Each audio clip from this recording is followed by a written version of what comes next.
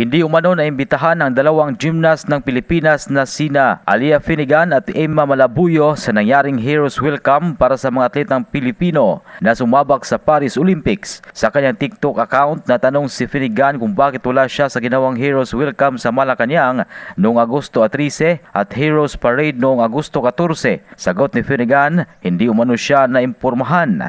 Natanong din si Malabuyo kung bakit hindi siya sumama sa Malacanang. Ayon kay Malabuyo, hindi rin siya nasabihan tungkol dito. Ang dalawang Pinay gymnast ay gumawa ng kasaysayan bilang mga unang babaeng Filipino gymnast na sumabak sa Olympics sa loob ng 6 na dekada.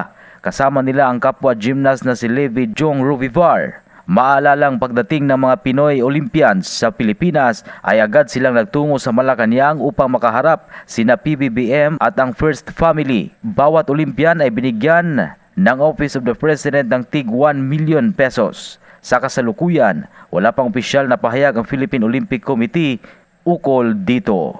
Yan ang balitang sports. Ito si Ray Tampos para sa Radyo Alternatibo Balita Nationwide.